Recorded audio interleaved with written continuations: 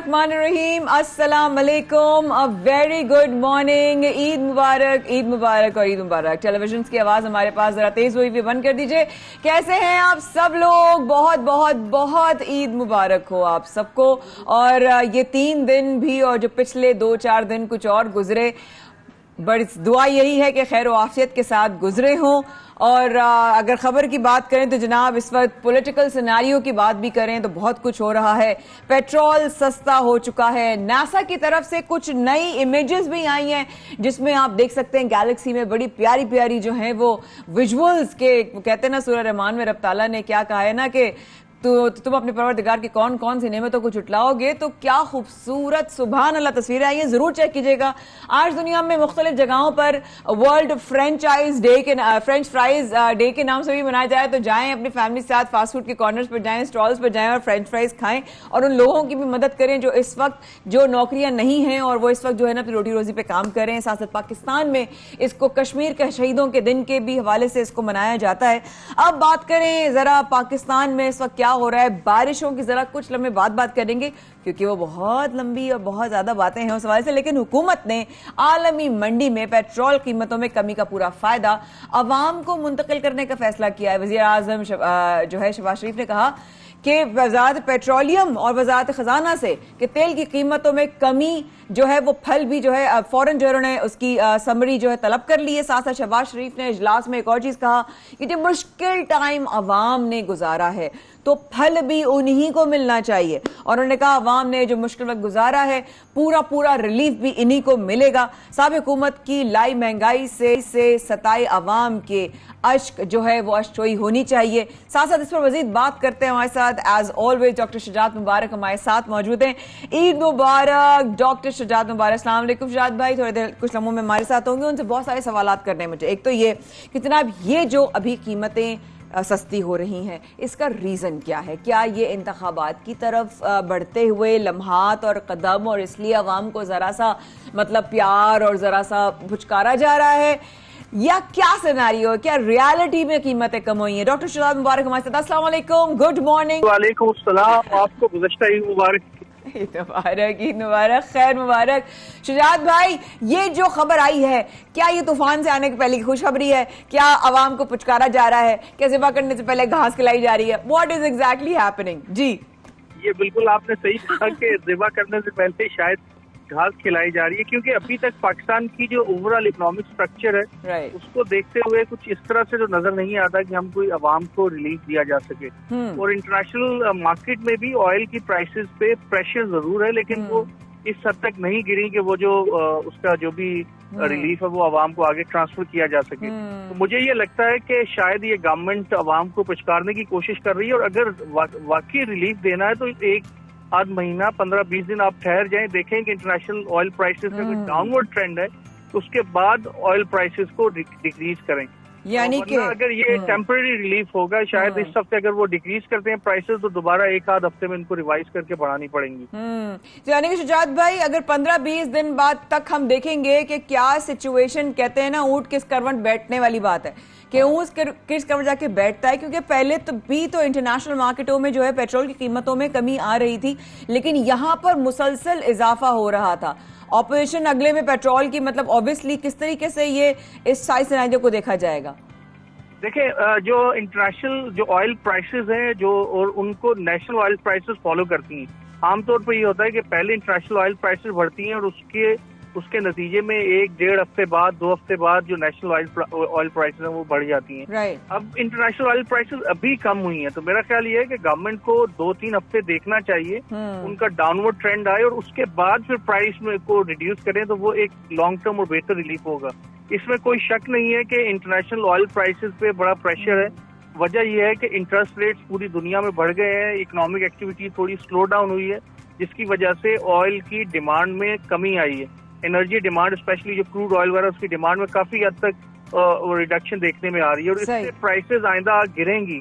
लेकिन थोड़ा सा गवर्नमेंट को देख के करना होगा, क्योंकि अभी कुछ कह नहीं सकते हतमी तौर पे कि ये प्राइसेस जो गिरी हैं तो ये यहीं पे मेंटेन रहेंगी। दोबारा से भी ये इंक्रीज हो सकती तो है। इसका मतलब है शुजात भाई, वो वाली बात आपने कहा ना कि तूफान से आने पहले की जो खामोशी है, इसका मतलब है आपने इस बात की तस्दीक कर दी है कि ये हमें किसी न किसी सिचुएशन के हिसाब से इस तरह हमें पुचकारा जा रहा है, क्योंकि अगर मुल्क की माशी सूरत हाल पूछी जाए तो क्या हम उस जगह आ सकते हैं? मरीम नवाज शरीफ ने कहा कि कल ही उन्होंने बयान में अपने जलसे में बोला कि मुश्किल वक्त से निकल गया है और अब अच्छे दिन आने वाले हैं, तो क्या वाकई ऐसा है?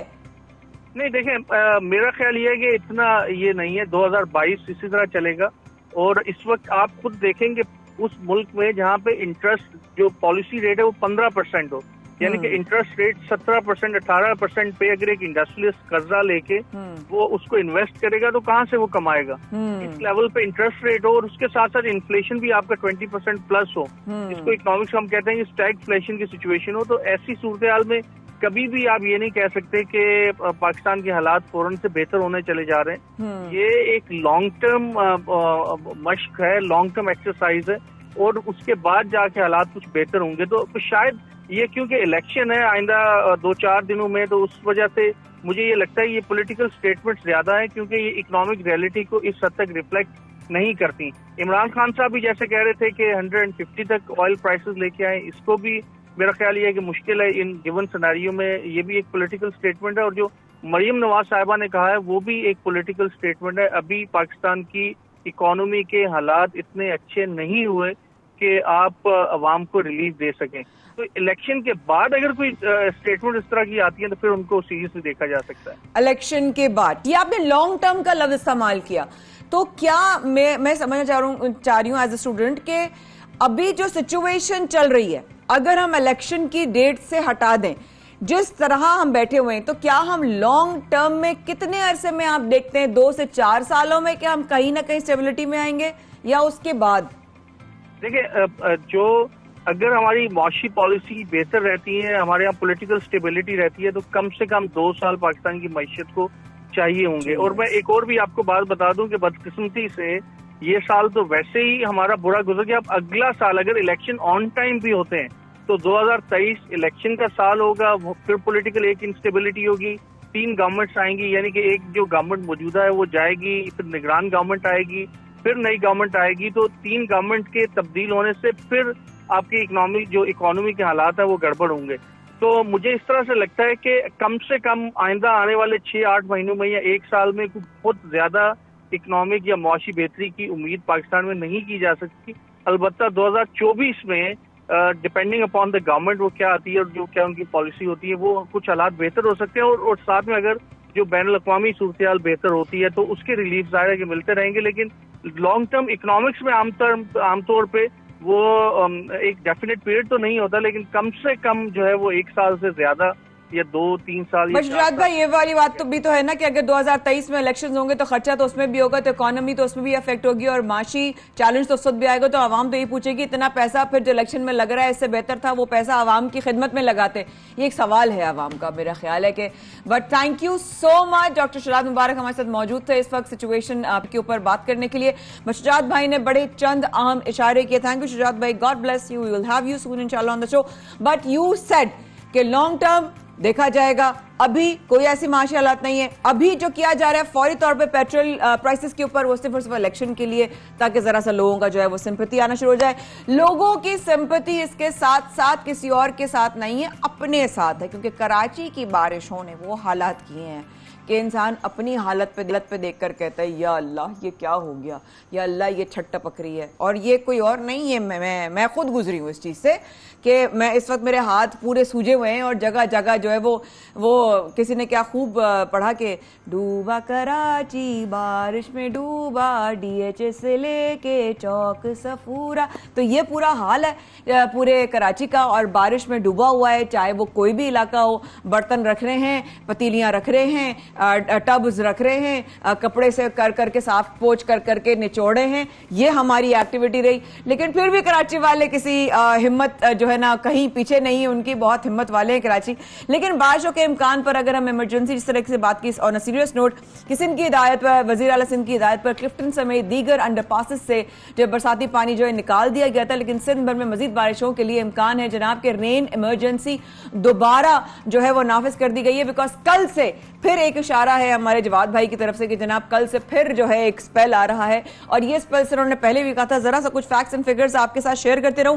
कराची में हालिया स्पेल में सबसे ज्यादा बारिशें डिफेंस फेज 2 में जनाब रिकॉर्ड की गई, जहां 342.4 मिलीलीटर बारिश हुई, और पीएफ मसरूर में बेस पर 324.6 और फैसल बेस पर 280.6 मिलीलीटर जनाब मीटर जो है वो बारिश रिकॉर्ड की गई। इस वक्त ये हाल है, अगर एक दिन की बारिश से ये हाल हुआ है तो सितंबर तक ये बारिशें शहर कराची कैसे बर्दाश्त करेगा। वेदरमैन जवाद मेमन, अस्सलाम वालेकुम। वालेकुम अस्सलाम। गुड मॉर्निंग, ईद मुबारक। ईद मुबारक। तो जवाद भाई, ये जो आपने हमेशा आप माशाल्लाह करते ही हैं, और वो इशारे अल्लाह के हुक्म से अच्छे ही होते हैं, सही होते हैं, बेहतरी के लिए होते हैं, बट देन अगेन कराची में कितनी बारिशें हुई, जरा इस पर आ जाते हैं। और अब हम जो कल से सिस्टम कराची में दाखिल हो रहा है उससे भी बात करते हैं। जी भाई, देखिए, सबसे पहले तो जो अभी आपने फैक्ट्स एंड फिगर्स बताए ऑफिशियली, या सबसे ज़्यादा बारिश जो है वो हमने डीएचए के रीजन में देखी, डीएचए क्लिफ्टन यहाँ पर। और वाकई में जो ग्राउंड कंडीशंस हैं उस हिसाब से तो इंतहाई हैवी स्पेल था ये। और अगर बात की जाए, हम जिस तरह मेरे अपने पर्सनल वेदर स्टेशन पे क्लिफ्टन में तकरीबन जो लास्ट स्पेल गुजरा है, जो तकरीबन 10-11 घंटे चला, वहाँ पर मेरे पास तकरीबन 187 मिलीमीटर जो है वो बारिश रिकॉर्ड हुई।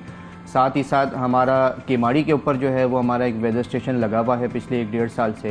तो उस स्पेल में अगर देखा जाए, जो लास्ट स्पेल जो कराची में जो इंटेंस स्पेल था, वो हमारे पास 285.5 मिलीमीटर सिर्फ उस स्पेल में जो रिकॉर्ड हुई है, जो ये 10-12 घंटे का स्पेल था। या अल्लाह। तो मतलब इतनी शदीद बारिश हुई है। और फिर ग्राउंड कंडीशंस भी हमने देखी कि उसी हिसाब से जो है वो एक अजीब ही सूरत हाल थी। और अभी भी जो है आहिस्ता आहिस्ता हम इससे रिकवर कर ही रहे हैं। तो अब अगेन आज दोपहर या शाम से जो है वो एक और मानसून का सिस्टम जो है आज से ही जवाब में हमें थर्सडे से आज से ही शुरू हो रहा है। सिंध में जो है वो इसके आज से इफेक्ट्स आना हल्के फुल्के शुरू हो जाएंगे। और स्पेसिफिकली अगर कराची की बात करें तो 14 तारीख की दोपहर या शाम से इसके हल्के इफेक्ट्स आना शुरू होंगे। अच्छा। बाकी कराची के लिए मेजर डेज जो हैं वो 15, 16 और मैक्सिमम अगर ये सिस्टम कराची के लिए खींचता है तो 17 तारीख तक। 17 तारीख तक होगा, यानी कि 17 संडे तक यानी कि सिस्टम नजर आएगा। अच्छा, उसके बाद ब्रेक आ रही है या उसके बिल्कुल ही फौरन बाद जो है वो दूसरा कोई सिस्टम आ रहा है? देखिए, ये आपका अच्छा सवाल है। फिलहाल अगर ब्रेक आया तो 2-3 दिन का आएगा, क्योंकि उसके बाद 20-21 तारीख के आसपास जो है वो एक और सिस्टम आता हुआ नज़र आ रहा है। अगेन इसी ट्रैक पे होगा, सिंध की तरफ होगा, लेकिन लॉन्ग रेंज फोरकास्ट है तो उसमें 1-2 दिन आपको पता है कि मार्जिन होता है एरर का। तो उसके बाद जो है फिर इंशाल्लाह नेक्स्ट उसमें देखते हैं। लेकिन फिलहाल ये जो स्पेल आ रहा है कराची के लिए मेजर डेज जो हैं वो 15-16 हैं। 15 और 16 हैं। इसके लिए हमें प्रिपेयर रहना चाहिए। बिल्कुल लाज़िम। अच्छा, अभी ऑब्जर्वेशन माशाल्लाह हमारी टीम में एवरीबडी इज, आपको पता है कि आप सबसे साथ बहुत पहले से काम करें। We all are actually worried because हम सबके घरों में वो हम आम लोग हैं, हम वही परेशानी जो सबने फेस की हैं। हम ये सोच रहे हैं कि जो 2020 में जो हुई थी बारिशें, वो सब बहुत डर गए थे उस बारिशों के हवाले से। तो क्या जवाब भाई, कहीं ना कहीं वो डर हमें अभी भी आ रहा है, लग रहा है कि कहीं उस जैसी तो नहीं बारिशें होंगी?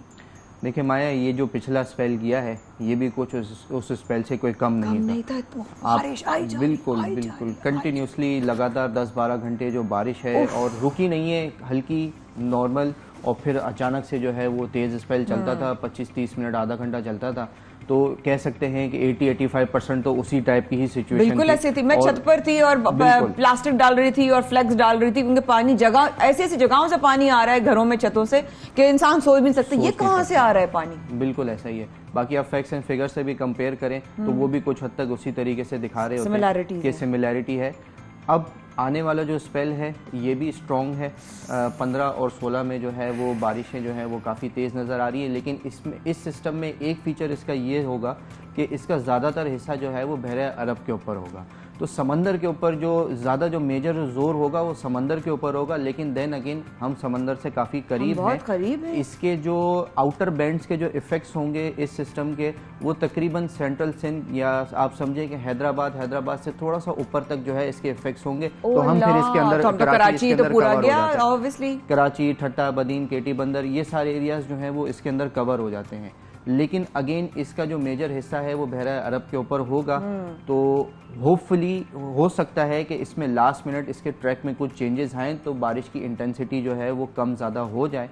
मुझे समझ ही नहीं आ रहा, लोग आपकी बात काट रही हूँ, लोग प्रिपेयर कितनी भी कोशिश कर लें, इतना पानी के लिए कभी भी प्रिपेयर नहीं हो सकते। इमरजेंसीज, लोगों का अस्पताल जाना, बीमारों का घर वापस आना सेहतियाब होकर, कोई भी चीज ना इस वक्त पॉसिबल नहीं। तो कितने लोग थे जो मुश्किलों में रुके हुए थे, रेस्क्यू टीम्स लगी हुई थी। अब ये जुलाई तो चलें ठीक है, आपने बताया जवाद भाई नजर आ रहे, देखें 17 तक तो वैसे ही आधे से ज्यादा जुलाई हो जाएगा, जुलाई चले और स्पेल आएगा। आपने पहले कहा था सितंबर तक जाएंगी ये बारिशें, क्या हम अगस्त में भी यही एक्सपेक्ट कर रहे हैं? देखिए नॉर्मली सीजन यही होता है कि मिड ऑफ सितंबर तक चलता है। जुलाई में अभी अगर हम आज से बात करें एंड ऑफ जुलाई तक, तो एटलीस्ट 1 से 2 स्पेल और हैं इसी महीने मॉनसून के। उसके बाद अगस्त के फर्स्ट वीक में भी जो है वो एक आधा स्पेल है। उसके बाद हम देख सकते हैं कि अगस्त के जब हम एक हफ्ते बाद गुजरते हैं या 8-10 अगस्त के आसपास, मिड ऑफ अगस्त तक हो सकता है थोड़ा टाइम के लिए ब्रेक मॉनसून पीरियड आए।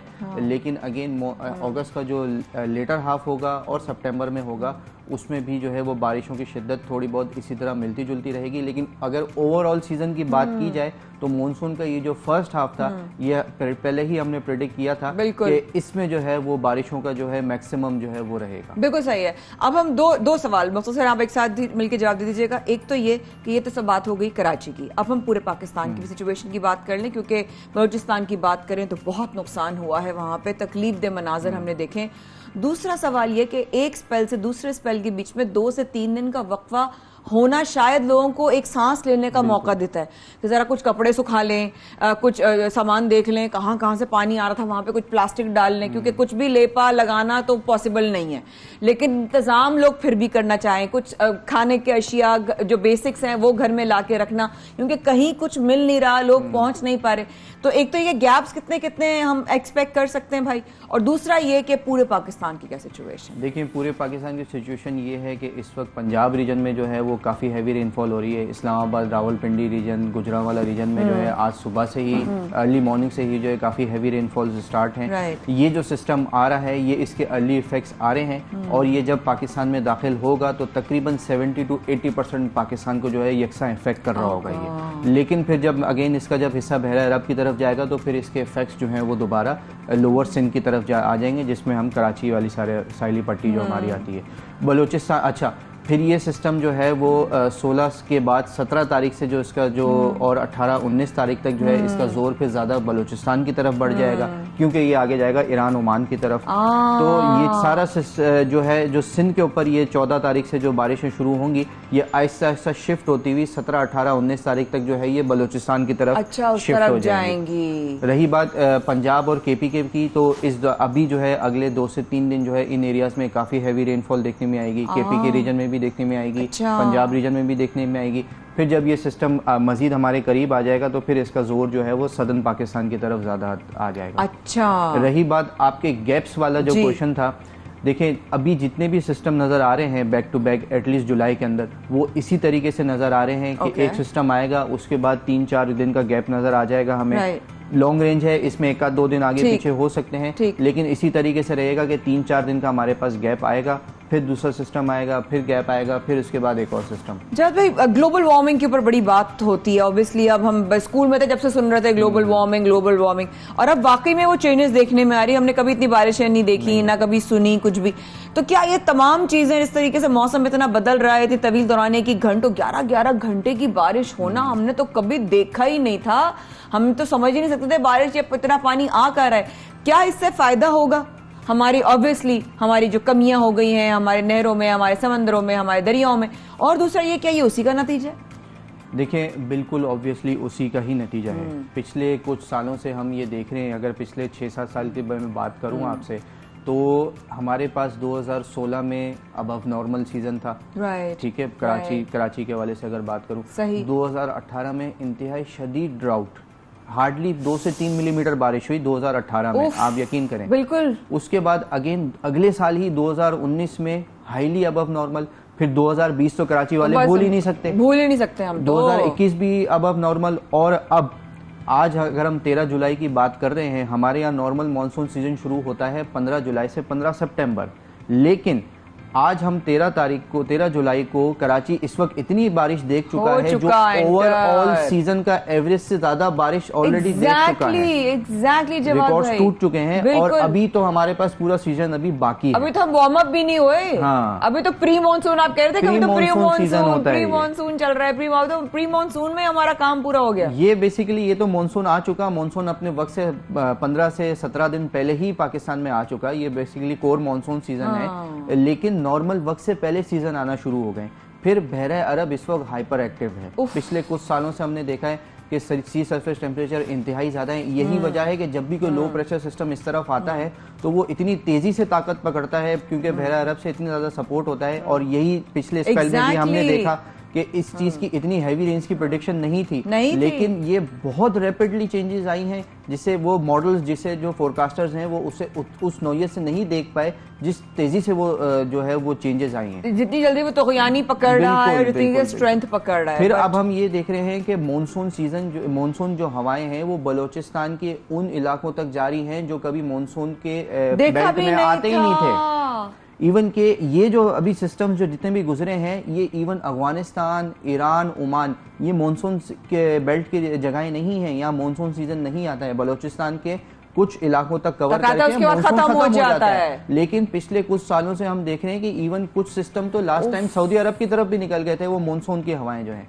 तो ये ऑब्वियसली बहुत बड़ा क्लाइमेट चेंज है। और अब जो लोग इसे नहीं मानते थे, जिन लोगों को समझ में नहीं आती, दिस इज द रियलिटी। ये आपके सामने है कि हर सीजन एक्सट्रीम होता चला जा रहा है। देखने वालों को बता दूं कि हमारे जो वेदरमैन जवाद भाई हैं पिछले 3 रातों से कंसेक्यूटिवली जाग रहे हैं, यानी कि मुसलसल जाग रहे हैं। उनकी आंखें बता सकती हैं और एक एक पल पल की खबर रखना ये एक सदका जारिया है जो आप कर रहे हैं, जो सवाब कमाया। जवाद भाई thank you so much. Seriously हम सब शहरी आपके लिए, पूरे पाकिस्तान आपके लिए जो है वो शुक्रगुजार हैं आपके। और आपकी को बहुत सराहते हैं। आप प्लीज थोड़ा सा रेस्ट कर लें क्योंकि कल से जो नया सिस्टम आ रहा है उस पर हम आप ही को तंग करेंगे ना। बिल्कुल, thank you so much Jawad भाई, God bless you. Weatherman Jawad Memon हमारे साथ मौजूद, बताया कि जनाब आज शाम से बादल आना शुरू हो जाएंगे कराची शहर में। आप जरा थोड़ी सी तैयारी पकड़ लीजिए, कुछ आटा दाल चावल ले लीजिए रखकर, और मोमबत्ती भी अगर चाहिए हो तो वो भी उनके ज़ाहिर बाथरूम वगैरह में अंधेरा होता है। इस वक्फे के बाद रहेगा हमारे साथ। Will be right back.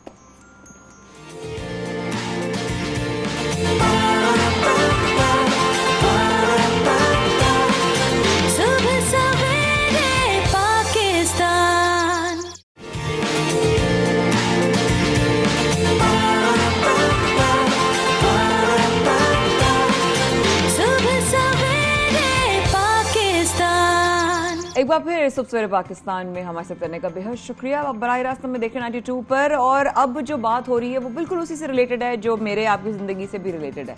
Karachi में बारिशों के बाद होने वाले हालात, पैदा होने वाली सिचुएशन, बकरा ईद कुर्बानी अलग हो रही है, ताफुन उठ रहा है जगहों जगहों से, पानी भरा हुआ है, जिंदगी मुअत्तल है, लोग तकलीफों का शिकार हैं। जिनको वोट देते हैं उनसे उम्मीदें बांधते हैं, तो क्या आवाम का उनसे उम्मीदें लगाना, जिनको लिए जाकर वोट दिया, जिन पर भरोसा किया, क्या वो गलत है या क्या कोई और भी तस्वीर का रुख है जो अब तक हमें पता नहीं है? क्योंकि देखिए हर एक को अपना मौक़िफ़ बयान करने का पूरा मौका देना चाहिए। कराची की बारिशों और इंतजामिया की गफलत पर बात करने के लिए हमें ज्वाइन किया है पीटीआई रहनुमा और आलमगीर खान साहब ने। अस्सलाम वालेकुम आलमगीर, एक दफा फिर हमें ज्वाइन करने का बहुत शुक्रिया। खुशामदीद कहते हैं प्रोग्राम में, और ईद मुबारक भी और बारिशें भी मुबारक ही हों, अल्लाह करे। कैसे हैं आप? जी अल्हम्दुलिल्लाह अल्हम्दुलिल्लाह अल्हम्दुलिल्लाह। तो अब आप देखें कि इस तरीके से आप खुद भी शहर की जो है सफाई सुथराई में जो है वो मसरूफ नजर आ रहे हैं। देखा हमने पिछले अरसे में भी है, हाँ आपने पास्ट में भी यही नजर आया। इन बारिशों में कराची का क्या हाल हुआ आलमगीर साहब? देखिए बड़ा बदकिस्मत अलविया है कि बारिशों में कराची डूब गया, और साथ चूँकि ईद थी, कुर्बानी थी, कुर्बानी के बायस जो भी जो गंदगी वगैरह पैदा होती उसकी सफाई भी नहीं की गई। आलाइशें वगैरह सब सड़कों पर मौजूद थी या वो किसी कचरा कुंडी में, ग्राउंड्स में जगह जगह मौजूद थी, और ऊपर से ये बारिश हुई और वो सारी गलाजत जो है वो बारिश में सड़कों पर तैरते हुए नजर आई। और इसके साथ देखिए बारिश कोई पहली बार नहीं हो रही ये कोई कोरोना नहीं है कि दुनिया में पहली बार आया, इस पर रिसर्च हो रही है कि कैसे निपटा जाए, हुकूमत बैठे कि कैसे निपटा जाए। हर साल का यही रोना है कि बारिशें आ रही हैं और मॉनसून में इलाके डूब रहे, लोगों की प्रॉपर्टीज जो है वो मुतासिर हो रही है, लोग नकल मकानी कर रहे, बच्चे डूब रहे, लोगों को करंट लग रहा है। हर साल का यही रोना है और हर साल हमें चीफ मिनिस्टर और इनका अमला जो है वो कोई बयान देते हुए नजर आता, कोई प्रेस कॉन्फ्रेंस करते नजर आता और एक ही रट्टा लगाया होता कि इस साल बारिश ज्यादा हुई, ज्यादा पानी आया। ओ भाई, क्या पहले से नहीं पता था आपको? क्या पूरा साल तैयारी नहीं की जा सकती थी इसके लिए? जब आपके इदारे यहाँ मौजूद है, आपने सफाई का ठेका एक चाइनीज कंपनी को दिया हुआ है शहर का, तो नालों पर कचरा क्यों आता कि नाले चौक हो जाते? नालों पर तजावुजात क्यों की जाती है अगर आपके इदारे मौजूद हैं? तमाम तर नाले इस शहर के चौक रहते। सीवरेज का कोई निजाम नहीं यहाँ पे, या सीवरेज जो बारिशी नाले होते उनको सीवरेज के पर्पस के लिए यूज किया जाता, जो दुनिया में कहीं नहीं होता, और सीवरेज के नालों को बारिश के पानी की निकासी के लिए इस्तेमाल किया जाता, ये भी दुनिया में कहीं नहीं होता। कोई इदारा अपना काम नहीं करता और आखिर में कराची वाला सफर करता। ठीक हो गया, लेकिन ऑब्वियसली हम सफर कर रहे हैं और अगर एक ही सवाल के दो रुख आलमगीर साहब, वो ये कि क्या कराची के शहरी जो है वो प्रिपेयर नहीं थे या शहरे कराची की हुकूमत प्रिपेयर नहीं थी?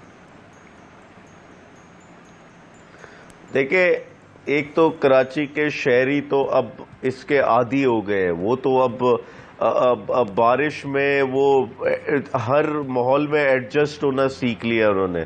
लेकिन यहाँ जो हुकूमत है, ये हुकूमतों का काम है। अगर इदारे मौजूद है तो क्या कर रहे इदारे? अगर आपका ये डिजास्टर सेल मौजूद है, अगर Karachi water and sewerage board मौजूद है, अगर एडमिनिस्ट्रेटर कराची मौजूद है, चीफ मिनिस्टर मौजूद है, क्या किया है इन्होंने? क्यों प्रोएक्टिव अप्रोच नहीं की जाती? नालों की बर वक्त सफाई होना, नालों को आपने उसको चौड़ा करना, सीवरेज ट्रीटमेंट प्लांट्स नहीं है शहर में, तो क्या कोई एक चीज बताए जो इसके लिए इन्होंने अमल में लाए हो ये लोग बारिश से पहले? और फिर जिस दिन बारिश होती है उस दिन रेन कोट पहन के, लॉन्ग बूट पहन के सड़क पर नजर आएंगे। भाई अब क्या फायदा? आपको साल पहले, 6 महीने पहले इसकी तैयारी करनी थी और अब कोई फायदा नहीं इन चीजों का। दूसरा ये कि ये वो हुकूमत है जो 14 साल से या 15 साल से इस सूबे में, और कराची वालों को मैं सिर्फ ये कहूंगा कि इस बारिश में जलीलो ख्वार होने के बाद भी अगर किसी कराची वाले ने पीपल्स पार्टी को वोट दिया तो अगली बारिश में वो डूब के मर जाए। अच्छा ठीक है, आप ये कह रहे हैं, मैं समझ सकती हूँ सिचुएशन इस वक्त वाकई में, क्योंकि हम उन्हीं शहरियों में से हैं जिनकी घरों में भी पानी आ रहा है। हमने बाल्टियां भी रखी हैं, हमने फ्लेक्सेस जो हमारे घरों में रखे हुए थे हमने जा के जगहों पर डालें ताकि वहां पर अंदर पानी ना आए। ये सब मैं अपने घर की जाती सिचुएशन आपसे बता रही हूँ। लेकिन जो अब नया स्पेल आ रहा है आलमगीर साहब, ये अभी थोड़ी देर पहले वेदरमैन हमें बता कर गए जवाब मेमन कि कल का जो स्पेल है वो 17-18 तक रहेगा। तो क्या उस हवाले से गवर्नमेंट किसी तरीके से भी कोई भी तैयारी के लिए है प्लान उनका कोई, या कोई प्लान नजर नहीं आ रहा? क्योंकि अब तो बारिशें सितंबर तक फोरकास्टेड हैं। जी आलमगीर साहब। देखिए, मेरी नजर में अब टाइम निकल चुका है। अब वही है कि बस मौके पे जो किया जा सकता है वो किया जा सके, जो मौके पर हो सकता है। बाकी तो अब ये क्या नए नाले बनाएंगे इस वक्त? ये क्या उन नालों की अब क्या सफाई करेंगे उसमें? तो पुराने नाले नहीं पता किधर हैं, अब तो ढूंढना भी बड़ा मुश्किल हो गया। नाले पर तजावुजात हो चुके हैं, उसमें बिल्डिंग्स बन चुकी है, घर बन चुके हैं, हुकूमत की निगरानी में बन चुके हैं, उसमें अपार्टमेंट सोसाइटीज प्रोजेक्ट्स बन चुके हैं। तो मैं सिर्फ ये कहूँ, इन्होंने अब कोई फायदा नहीं। अब यही है कि जो लोगों को मरहम लगाया जा सकता है मौके पे वो करें। बाकी अब इससे आप नहीं निपट सकते। तो ये पूरे साल की आपकी एक्सरसाइज होती है कि आप साल पहले इसकी तैयारी करें। और लेकिन बड़ा बदकिस्मत अलमिया है कि इधर तवज्जो ही नहीं है। और अब तो आलमगीर साहब अब हम क्या करें? क्या बोलूं शहरी कराची के हम क्या करें? हम तो क्या मतलब देखें तमाशा अपने आंखों के सामने, अपने शहर का, अपने घरों का, अपने गलियों का, अपने गेटों पर, अपने लोगों की पानी की टंकी में जो है वो जो जिसमें नहाते हैं, वजू करते हैं, वो उस पानी में सड़क का गंदा पानी शामिल हो जाता है। शहर कराची के लोग अब क्या करें? मैं सिर्फ ये कहूँगा, एक सियासी राइट है लोगों के पास। 24 तारीख को बल्दियाती इलेक्शंस है कराची में। जो माजी की बल्दियाती और सूबाई हुकूमतों का हिस्सा रही जमातें, इनको मुस्तरद करें। वो चाहे जो माजी की शहरी हुकूमत बल्दियाती हुकूमत में थी या सूबाई हुकूमत में थे, इनको निकाल फेंके यहाँ से। अगर अभी भी ये लोग आ गए तो फिर मैं समझूंगा कि ये कराची वाले खुद चाहते हैं इन्हीं हालात में रहना। अगर आप नई जमातों को, नए लोगों को लेकर आए जो इस शहर में कुछ नया कर सके, ये 30 साल घिसी पिटी जमातें ने जो किया है शहर के साथ, इनको मुस्तरद किया जाए। तो मेरी तो यही कराची वालों से रिक्वेस्ट है, ताकि नए लोग आए, नए उनको वो इख्तियार के लिए लड़े। ये ना हो कि इख्तियार का बहाना करके अयाशियां कर रहे हो। तो लिहाजा मैं तो यही समझता हूँ कि आलमगीर साहब, नए लोग बहुत सी आवाम मैं जानती हूँ, बहुत से लोगों को मैं जानती हूँ जिन लोगों ने ऑब्वियसली आप लोगों पे बहुत भरोसा भी दिखाया, बहुत वोट दिए, इमरान खान साहब को बहुत सपोर्ट मिली इस शहर से, आप लोगों को भी, सबको मिली। तो क्या अब आवाम किससे उम्मीद लगाए, क्या करे? मुझे तो समझ नहीं आ रहा कि ऐसा ना हो कि कहीं बल्दियाती इलेक्शन के बाद जो है फिर ये कहा जाए कि जी उससे इस सिंध हुकूमत ने हमें इख्तियारात नहीं दिए। ऐसी सिचुएशन ना आ जाए फिर, जो हम पहले भी पास्ट में सुन चुके हैं। देखिए, ये तो फैक्ट है कि जब तक सिंध हुकूमत ऊपर पीपल्स पार्टी बैठी है तो शहरी हुकूमत के लिए काम करना आसान नहीं है। उनको प्रॉब्लम्स आती है क्योंकि पीछे से फंड्स, वसाइल वो सब उन्होंने देने, कानून उन्होंने बनाना है इनके लिए। लेकिन एक ऐसी जमात जिसको जो वफाक में भी बैठी हुई हो और उसकी शहरी हुकूमत हो, तो उसके लिए एक ये आसानी है कि वफाक से उसको सपोर्ट मिल सकती है। नंबर एक। नंबर दो ये कि तहरीक इंसाफ के पास अभी तक कोई शहरी हुकूमत यहाँ की नहीं थी। हमारे पास इदारे नहीं थे, हम वफाक में मौजूद थे, लेकिन 18वीं तरमीम के बाद सूबा हमें यहाँ काम नहीं करने देता था। और उसकी बड़ी मिसाल ये है कि हमें जब हम नाले साफ करने आए तो इन्होंने प्रॉब्लम्स क्रिएट की, फिर फौज को आना पड़ा, FWO ने उसको संभाला, इंटरवीन किया, उन्होंने सफाई का जिम्मा अपने सर लिया। तो मकसद सिर्फ यह है कि एक ऐसी जमात जो जिसके पीछे वफाकी हुकूमत की सपोर्ट हो तो वो बेहतर काम कर सकेगी 18वीं तरमीम होने के बावजूद। सही हो गया। Thank you so much Alamgir साहब, आपका मौक़िफ़ आ गया। आपने बड़ा क्लैरिटी के साथ आवाम को बता दिया है कि जनाब अगर वो ये चूज करती है तो फिर ये फेस करेगी, और फिर वो कुछ और चूज करती है तो कुछ और उसके नसीब बेहतर हो सकता है। लेकिन सिचुएशन वही वाली, बहुत शुक्रिया आपके वक्त का। लेकिन कराची वाले फिर भी क्या करेंगे? अब नए नाले तो हम निकाल नहीं सकते, अपने घरों से जो पानी आ रहा है वो आ रहा है, अपने गलियों में जो पानी साफ में गटर का पानी शामिल हो रहा है वो हो रहा है, स्मेल जो फैल रही है वो फैल रही है। तो फिर क्या करें? सफर के बाद हमारे साथ रहेगा।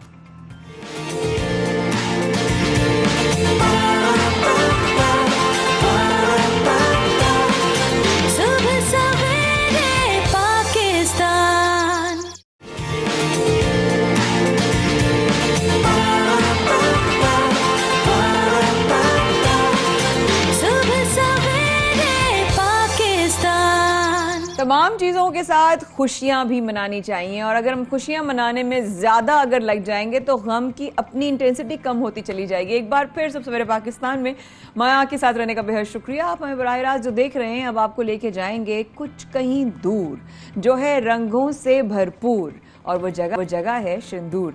तो जनाब शंदूर फेस्टिवल अगर हम बात करें तो गिलगित और चित्राल के बीच में एक बॉर्डर है। उस बॉर्डर पर रहने वाला एक ऐसा शख्स है जो साल के 12 महीने में सिर्फ 2 महीने के लिए नीचे उतरता है, बाकी 10 महीने वो वहां पर रहता है। उसकी वजह क्या है ये तो मैं नहीं जानती, लेकिन इतना जरूर जानती हूँ वहां पर रहना आसान नहीं है। वहां पे ऑक्सीजन की कमी भी हो जाती है और जब बर्फ पड़ रही हो तो वहां पे किसी का भी रहना बहुत इम्पॉसिबल है। और ये इम्पॉसिबल आई एम पॉसिबल करके दिखाता है ये इंसान जो वहां पर आने जाने वाले लोगों को बॉर्डर पर चाय सर्व करता है। सुनने में आया है कि 17 लोगों की अब तक जान भी बचा चुका है, लेकिन वो शख्स है कौन, वो क्यों रहता है, जब चाय देता है तो लोगों के साथ उसकी क्या उनसियत हो जाती है, कौन पहुंचा शंदूर इतनी दूर। हमारे भाई जिंदगी से भरपूर शाहजेब पहुंच गए वहां पर उससे बात करने के लिए, ये जानने के लिए कि भाई यहां पर क्यों रहते हो, आने जाने वाले लोगों को चाय क्यों देते हो, 17 लोगों की जो जान बचाई है उससे क्या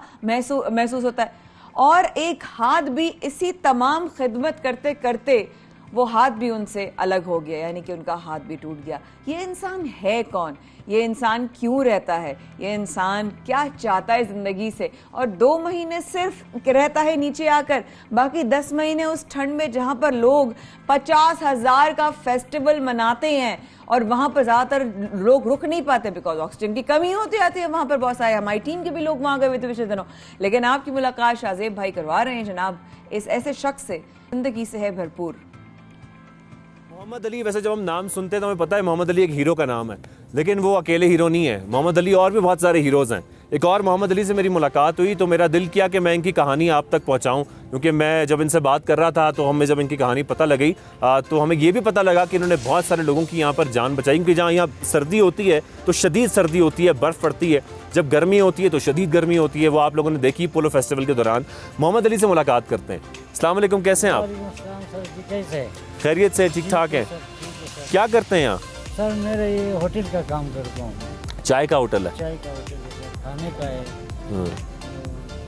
लोग आते हैं आपके पास, खाना खाते हैं? सर इस वक्त तो रश है सर, अभी पोलो फेस्टिवल है तो बहुत से लोग यहाँ है। ये लोग फिर चले जाएगा गाँव पे तो कोई यहाँ नहीं रहते, एक चित्राल सिकोट वाले रहते, एक मैं यहाँ रहता हूँ। तो यहाँ इतना सर्दी होते है सर, बहुत बर्फबारी होते है, चलना भी मुश्किल होते है, अंधेरा होते है, तो मौसम बहुत ख़राब होते, बहुत मुश्किल होते। हम लोग को भी सर्दी में बर्फ़ में 7 फुट बर्फ़ हो गया तो हम लोग कैसे जा सकेगा, नहीं हो सकते। मुझे एक बात समझ नहीं आ रही मोहम्मद अली कि यहाँ जब बर्फ़ पड़ती है तो ये तो सारे रास्ते बंद हो जाते हैं और बहुत ज़्यादा बर्फ़ पड़ती है, बड़ी शदीद सर्दी होती है, तो आप गुजारा कैसे करते हैं यहाँ पर अपना खाने पीने का और अपने रहने का? अल्लाह का शुक्र है सर, मेरे साथ अल्लाह पाक मदद करते हैं अल्हम्दुलिल्लाह। तो उसमें वो हम काम करता हूँ। इंसान कुछ भी नहीं कर सकेगा, हम एक हाथ से काम करते हैं सर, दुनिया को। आप एक हाथ से काम करते हैं? दूसरे बाजू को क्या हुआ? पत्थर लग गया, टूट गया था मजदूरी करते हुए। कब? ये कोई बहुत अरसे की बात है सर, 30-35 साल हो गए। और एक बाजू से आप काम करते हैं, होटल चलाते हैं, यहाँ रहते हैं? काम करता हूँ, हम रात को जाके लोगों को बचत करता हूँ, उधर रात को उधर आके फंस जाते हैं, फिर रोने की आवाज़ आते तो हम अकेला ही चले जाता हूँ एक डेट लेके। ये आप बर्फबारी की बात कर रहे हैं कि बर्फबारी में लोग जो यहाँ पर आते हैं वो फंस जाते हैं, आप उनको बचाने जाते हैं? हम जाता हूँ, हम कई बार रात 2 बजे वहाँ से जाके उनको उठा के लाया। वो जो लोग फंसे थे उनकी तादाद कितनी थी और आप वहाँ तक पहुँचे कैसे? सर वो कोई 18 बंदा था और आप अकेले थे? मैं अकेला था, वो 18 बंदा था, वो आ रहा था, वो 2 दिन एक जगह में फंस गया, 2 दिन के बाद 1 घंटे की जगह में वो 12 घंटे में आ गया। तो उधर फंस गया, बर्फबारी हो रहा था, रात को उसके ऊपर बर्फ था तो सारा बर्फ जम चुका था, पैर भी हाथ करके आ रहा था। अच्छा। चारों हाथ इंसान की तरह नहीं चलता था ना, वो कोई जानवर आ रहा है ना, इधर इधर बर्फ है, सारा पहचाना नहीं जाता था, इंसान डरता था उनको देख के। तो आप एक तो कितने फासले पर थे वो लोग और आप वहाँ तक कैसे पहुँचे फिर? ये छत जो है काट रहा था तो मुझे रोने की आवाज़ आ गया, तो हम बेलचा ऊपर छोड़ के नीचे आया, मालून पहन गया, हम गया सीधा पोस्ट में। अच्छा। 6:30 बजे हम जान पोस्ट आदमी जाके सूबेदार को बताया सर उधर कोई रोता है, आप या मदद के लिए आ जाओ। हम वापस यहाँ आने को हमारा 10 बज गया, 6:30 बजे गए, 4 घंटे लग गए। 4 घंटे इधर हमारा लग गया। 4 घंटे तक वो लोग फंसे रहे? वो तो शाम तक उधर 4 बजे रहे। उसके बाद फिर आप गए उनके पास? उसके बाद हम लोग 3 आदमी जो है वो कोने में गए, देखा आवाज आ गया, मौसम भी साफ हो गया, उसको देखा या बस शाम की तरफ आ रहा है। तो हम वापस आया, कोई 50 दाना पराठा बना के हटपाट में डाल के बोरा में बंद करके कंधे में लेके जाए। वो नाले बन गए ना, इंसान नहीं जा सकते, 7 फुट बड़ा में 5 फुट का कट हो गया, तो नाले बना के। तो उनकी हालत कैसी थी जब आप वहाँ पर पहुँचे? उनमें से हालत बहुत मुश्किल थी। हमारे हाथ से पराठा ले लिया, मुंह में डाला, चपा नहीं सका है ना, बस एक बार खुल गया, अंदर किया, बंद हो गया। फिर यहाँ लाया 9 बजे, वो सारा अपना होश में आ गया ना, फिर बातें करना शुरू किए। बड़ी आपकी बहादुराना कहानी है। ये सुनकर तो खैर हमें कुछ अफसोस भी होता है कि ज़ाहिर है इंतज़ामात ऐसे होने चाहिए, लेकिन जब ऐसे बहादुर लोग मौजूद होते हैं, मोहम्मद अली जैसे, तो वो बहुत सारे लोगों का सहारा बन जाते हैं, बहुत सारे लोगों को बचा लेते हैं। ये तो बड़ी अच्छी बात है। लेकिन मोहम्मद अली, जब यहाँ पर फेस्टिवल सजता है तो क्या जज्बात होते हैं? कैसा लगता है इतने सारे लोग आपके पास आते हैं, इकट्ठे होते हैं यहाँ पर? बस सर बहुत खुशी होता है, एक दूसरे से हम गिलगित चतराल ये साल का हमारा बाप दादे के ज़माने से एक दूसरे से। उम्र कितनी है आपकी?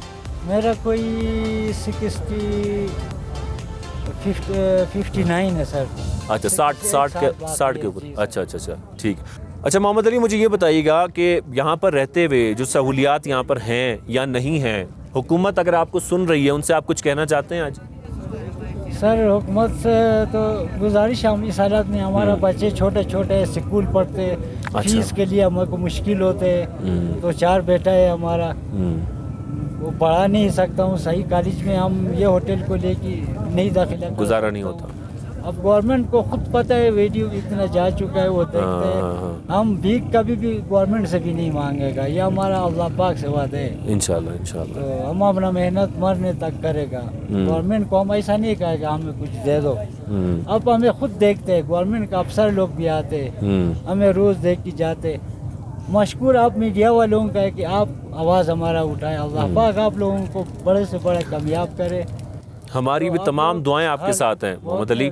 और ये हम जो पीछे देख रहे हैं, यहाँ पर अंधेरा होता जा रहा है, शाम का वक्त है, लेकिन ये इनका टोटल होटल है।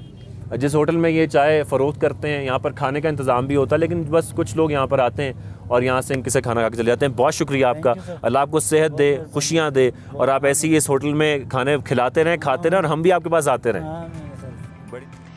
क्या ज़बरदस्त कहानी दिखाई है शाहजेब, और मैं देख रही हूँ कि फुल टोपी, फुल वहाँ का अटायर, आप भी मुझे वहीं के लग रहे हैं, लेकिन जल्दी से वापस आ जाए। मेरा ख्याल है सबसे मेरे पाकिस्तान अकेले नहीं करने में मजा आता, साथ मजा आता है। अब तक मैं तंग ना करूँ शाहजेब को, दिन शुरू नहीं होता मेरा, तो अधूरा सा लगा। क्यों ना हम इस बात को छोटी सी देर बाद जो है इसको कंटिन्यू करेंगे। प्रोग्राम में अभी बहुत कुछ बाकी है जो आपसे शेयर करना है। सबसे पाकिस्तान में कर रहे हैं हम आपका इंतजार। Please do stay with us and once again a very good morning.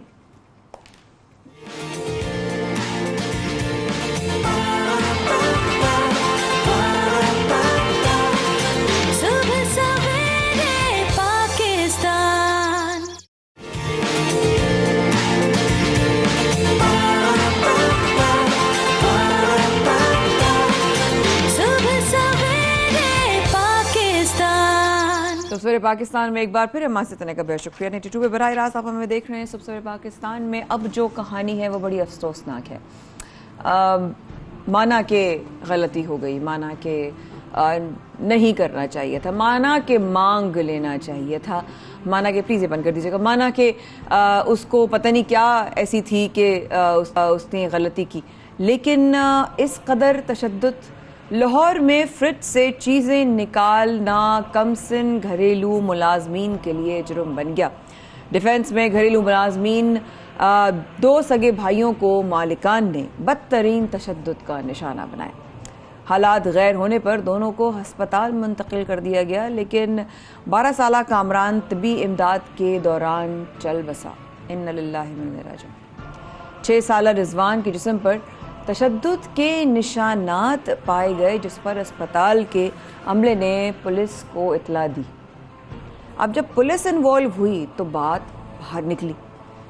बाहर निकली तो वज़ीर आला पंजाब तक गई।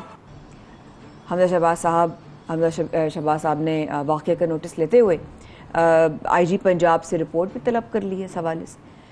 इसी वाक़े पर मज़ीद थोड़ी देर में जानेंगे और हमारे साथ होंगे थोड़ी देर बाद chairperson child protection health and welfare bureau Punjab से, कोई ना कोई उनका रिप्रेजेंटेटिव ज़रूर हमारे साथ होगा। लेकिन ये तमाम सिचुएशन देखी जाए तो किसी पर इतना तशद्दुद कि उसको मौत के घाट उतार दिया गया।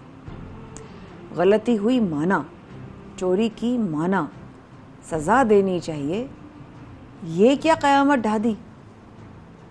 और अगर हम उनके घर वालों के वाले से बात करें तो जनाब जो उनके मालिकान हैं नसरुल्लाह और उनकी अहलिया, बहू और 2 बेटियों को जो है वो पंजाब पुलिस ने जो है वो गिरफ्तार कर लिया। लेकिन इनको गिरफ्तार करने से क्या होगा? क्या हमारे माइंडसेट बदल जाएंगे? क्या इनको गिरफ्तार करने से कल को कोई और मालिक मकान या रखने वाले लोग बच्चों पर, मुलाजमीन पर, बच्चे भी छोड़ दें, मुलाजमीन, कि कोई आपके घर मुलाजमत कर रहा है, मैं इस इदारे में मुलाजमत कर रही हूँ लेकिन इज्जत के साथ हूँ, हमारे साथ जो काम करते हैं खा वो हमसे सीनियर हो जूनियर हो, वो इज्जत के हकदार हैं, वो अपनी रोटी रोज़ी रिस्क के हलाल कमाने के लिए काम कर रहे हैं।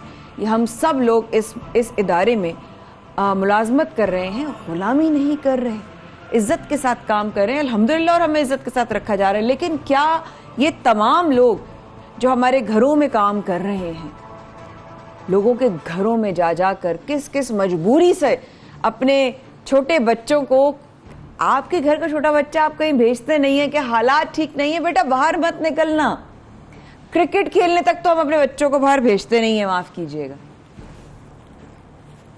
सिर्फ इस डर से कि पता नहीं हालात खराब हैं क्या होगा। और कोई पूरा घराना अपने बच्चे को किसी के नौकरी करने के लिए भेज देते हैं, किस तरह भेज देते हैं, किस दिल से, किस कलेजे से, किस हिम्मत से।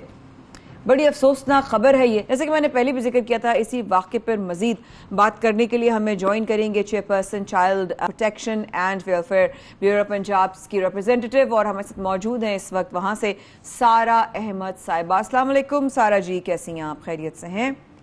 जी वालेकुम अस्सलाम, मैं बिल्कुल ठीक, अल्लाह का शुक्र है। सारा जी, आपके आने से पहले बहुत शुक्रिया अपने प्रोग्राम में आने के लिए वक्त निकाला, लेकिन आपके आने से पहले मैं जिक्र कर रही थी कि कोई भी आता है ना, आपके घर काम कर रहा है, आपके ऑफिस में काम कर रहा है, हम कहीं काम कर रहे हैं, हम रिस्क के हलाल के लिए निकलते हैं, हम मेहनत करने के लिए निकलते हैं, हम मरने के लिए थोड़ी निकलते हैं। ठीक है, मौत बर हक है, लेकिन इस तरह जुल्म के साथ ये होना, ये जो फैमिली जिनके जो मालिक हैं वो, उनकी अहलिया, उनकी बहू, उनकी बेटियां जिनको गिरफ्तार कर लिया गया है, क्या होगा अब? क्या सिचुएशन है? प्लीज जरा हमें बताइएगा पूरे वाकया, क्या सिनेरियो क्या हुआ?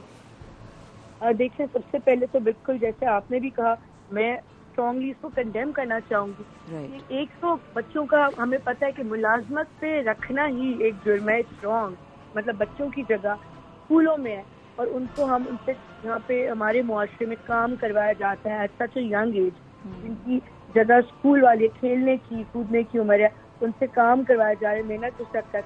एंड अब देखिए ऑन टॉप ऑफ दैट अब उन पर तशद्दुद, और ये तो दिस इज अ मर्डर, मतलब ये तो ब्रूटली उसको मर्डर कर दिया गया, इतना मारा उसको, इतना सारा कि उसकी मौत वाक़या हो गई यार।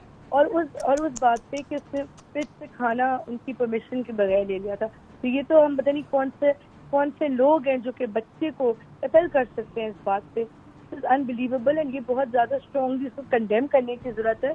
और अब जो मैं आपको बताऊंगी कि अभी लेटेस्ट अपडेट क्या है मेरे पास जी। मेरी टीम का राब्ता है पुलिस के साथ, तो वहाँ से ये इन्फॉर्मेशन मिली कि ये सारी फैमिली मेंबर्स, जैसे आपने बताया, उनको अरेस्ट कर लिया गया है, इन पे FIR में जो सेक्शन भी लगाए गए हैं वो बड़े सख्त है एज पर लॉ, तो ये कोई वीक FIR नहीं है। अच्छा, तो अब जी, तो हम भी केस को फॉलो अप कर रहे हैं ताकि कोई किसी किस्म की बेल ना हो, कोई कॉम्प्रोमाइज ना हो, और इनको जो है ना वाकई में प्रॉपर एग्जेम्पलरी सजा दी जाए ताकि लोग इससे सीखें। और मुझे पर्सनली तो ये लगता है कि इतने ही वाकयात इंक्रीज हो रहे हैं कि इसके अगर हम किसी तरह पब्लिकली इनको सजा दें, that should have a very good impact on others, ताकि लोग मुलाजमत पे ही ना रखें और इस तरह के हिम्मत ही ना करें। कुछ सारा जी आपकी बात को काटते हुए मैं ना समझ नहीं पा रही कि बच्चों ने ऐसा उनके फ्रिज से क्या चुरा लिया था जिस पर उन्होंने इतना तशद्दुद किया, और इतना तशद्दुद भी क्या किया कि उन बच्चों में से एक की मौत वाक़या हो गया, दूसरा अस्पताल पहुंच गया।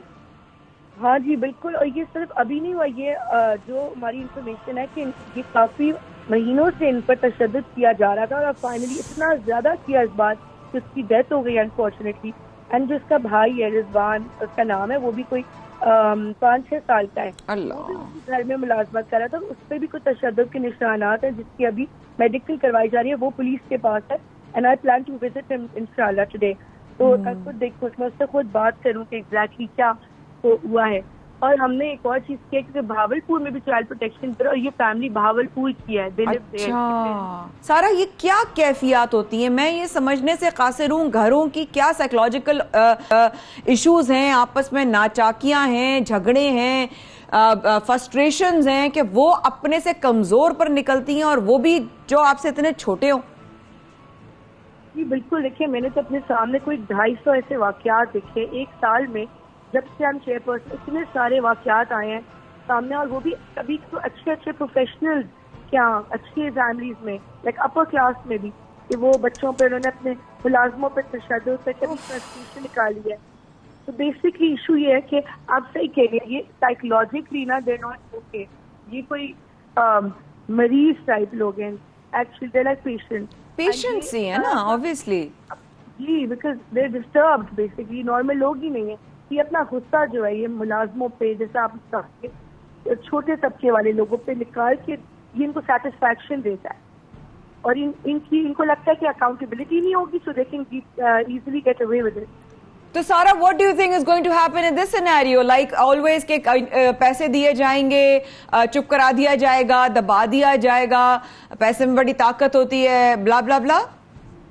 जी you right, this is true, ये होता रहा है पास्ट में, हमने खुद देखा है। जबकि हम, आपको पता है कुछ केसेस में खुद पेरेंट्स को कन्विंस करती थी कि मत लो, आप के साथ कॉम्प्रोमाइज नहीं करें, but then you know money has so much power कि वो बैकडोर सेटलमेंट हो जाता है। लेकिन आई अप्रिशिएट द पुलिस, जिन्होंने प्रॉम्प्टली इसको गिरफ्तार किया है, इस पूरी फैमिली को, और इस FIR भी मैं आपको जो बता रही हूँ सेक्शंस लगाए हैं, they are not weak, they are strong. तो आई एम किस पे जो है वो देखिए, मीडिया जब तक हाईलाइट करता रहता है ना वाकया को किसी भी, तो वो बड़ा जो है उस पर जो सजा मैंने देखा है हो भी जाती है, तो मीडिया को भी इसका क्रेडिट जाता है। आई होप आप लोग इसको हाईलाइट करते रहे जब तक। फॉर श्योर कुछ इत्तलात है सारा, कुछ पता चला कि सब किसके मारने की वजह से उसकी क्या, इस तरह की जिस बच्चे की डेथ हुई है उसकी वजह का कुछ सामने आया अभी तक रिपोर्ट्स के हवाले से कि क्या वजह बनी उसके डेथ की, क्या किया उसके साथ? कुछ पता चला कि सबने मिलकर मारा था या किसी एक ने? कोई इत्तला, एनी न्यूज फ्रॉम इनसाइड? ये एग्जैक्टली तो I don't know exactly how he was beaten up, लेकिन मैं आज क्योंकि पुलिस स्टेशन को जा रही हूँ उसको मिलने के लिए, के भाई को, I will get more details please. ये तो कंफर्म है कि तशद्दुद किया गया, इतना बुरा कि वो उसकी डेथ हो गई। एंड मतलब दिस इज वेरी शेमफुल। आपको पता है, this is not just their family, absolutely हमारे मुल्क के लिए, ये हम सबके बच्चे हैं, और ये हम सबके लिए बहुत ही शर्मनाक और अफसोसनाक वाकई। हम सबसे अपने बच्चे घर में हैं, जब हम ऐसी चीजें सुनते हैं जैसा आपने मेंशन किया, तो आप तो मतलब काफी डिस्टर्ब रहते हैं। आप बिल्कुल डिस्टर्ब रहते हैं सारा, क्योंकि कोई भी, अब मुझे अफसोस इस बात का है कि गुर्बत हमारे यहाँ, बेरोजगारी हमारे यहाँ, मजबूरी, लाचारी इतनी बढ़ गई है कि फिर वही घर के बच्चे उसी को ठीक करके फिर उसको काम पे भेज देंगे, या उसके मोहल्ले में देखेंगे, अफसोस करेंगे, हाय हाय करेंगे। हम लोग तो लगता है ज़हनी तौर पर ऐसे मफलूज से होते जा रहे हैं वक्त के साथ साथ होने वाले हालात को देखकर कि हाँ ठीक है, वो फिर हम कहते हैं हाँ ऐसा होना ही था, कल को उसके पैसे मिल जाएंगे। ऑनेस्टली मुझे नहीं पता मुझे क्या कहना चाहिए। मतलब एक बच्चा जान से चला गया, उसके साथ जुल्म हो गया, व्हाट इज नेक्स्ट? आप सही कह रही हैं। अच्छा, एक और चीज मैं मेंशन करना चाहूंगी इम्पोर्टेंटली, कि जिसका भाई है ना, जिसमें रिजवान, ये 5-6 साल का, ये पुलिस के पास है, इस पे भी तशद्दुद के निशान है। तो अब हम क्या चाहते हैं, अभी ब्यूरो, हम चाह रहे हैं कि इसकी कस्टडी हमें दे दें, राइट, वापस कहीं और मुलाजमत से इसके माँ बाप बना रखवा, राइट, ब्यूरो में दे दें तो हमारे पास तो ऐसे बहुत सारे बच्चे रहे वाह वाह वाह वाह, जबरदस्त जबरदस्त। आएंगे हम इन तक जो भी। बल्कि सारा मैं आपसे गुजारिश करूंगी अभी टीम के बिहाफ से, we have not decided, but मैं अभी से उनकी तरफ से कह रही हूँ कि जैसे ही आपकी तरफ रिजवान आए या कोई इतला और मजीद आए, आप प्लीज शो पे आए ताकि हम जैसे कि आपने कहा हम दोबारा इसको जो है वो लेकर चलेंगे साथ में और इसके ऊपर मजीद जो है वो प्रेशर बिल्ड करते रहेंगे ताकि आगे किसी और बच्चे के साथ काम करने वाले के साथ इस तरह का जुल्म ना हो। Thank you thank you thank you, बहुत बहुत शुक्रिया। साथ मौजूद थी इस वक्त chairperson child protection and welfare bureau Punjab से सारा अहमद साहबा, आपके वक्त का बेहद शुक्रिया, आपके लिए बहुत सारी दुआएं। ईद कुर्बा के ऊपर जरा बात आते हैं कि लोगों ने खूब गोश्त से जो है वो भरे हुए खाने भी खाए, दस्तरखान भी सजाए और बहुत ज्यादा रौनकें भी लगी। इसके बावजूद कि जनाब कहा गया था सोशल डिस्टेंसिंग बरकरार रखें और ख्याल रखें, लेकिन ज्यादा गोश्त खाना भी जो है वो सेहत के लिए क्या करता है, सॉल्ट बढ़ाता है, आपके जिस्म में कोलेस्ट्रॉल बढ़ाता है, आपको बदहजमी करता है। ये तमाम चीज़ें मुझे इसलिए पता है बिकॉज मैं ऐसे जो एक्सपर्ट्स जो मौजूद हैं मैं उनके साथ इतने करीब से काम करते रहती हूँ, खा वो मेरी क्लिनिकल डायटिशियन हो या मेरी मोस्ट फेवरेट जीपी हो यहाँ पर मौजूद। लेकिन क्योंकि अक्सरियत पेट के अमराज से जो है वो मुब्तला हो जाती है और जो फेस करते हैं वो उसमें डायरिया है, उसमें डायरिया के साथ जैसा लूज मोशंस, वॉमिटिंग अलग, मरोड़े अलग, एक जगह जाके दर्द फंस गया, समझ नहीं आ रहा क्यों फंस गया, मैंने तो ऐसा कुछ नहीं किया, जो जब आप कर रहे थे तो आपने एहसास नहीं किया आप क्या कर रहे थे, वो जो कर रहे थे उसी की वजह से आप आके फंस गया। तो ये सब कुछ बहुत होता है और दावतें भी जनाब मजीद जो है वो बढ़ जाती हैं कुर्बानी के इन दिनों में, क्योंकि गोश्त भी तो सबको खिलाना होता है और सबका हक भी होता है ऑब्वियसली। लेकिन हमने भी यहाँ पे दावत की है, यहाँ पे दावत जिनको दी है वो खुद यहाँ पर आई है, लेकिन यहाँ पे कोई गोश्त की दावत नहीं है। यहाँ पर उनको दावत दी है कि प्लीज वो अपनी नॉलेज आके हमसे शेयर करें। हमारी मोस्ट फेवरेट जनरल फिजिशियन इस वक्त मौजूद है डॉक्टर उज़मा हमीद। अस्सलाम वालेकुम डॉक्टर, कैसी हैं आप? अल्हम्दुलिल्लाह। ईद मुबारक।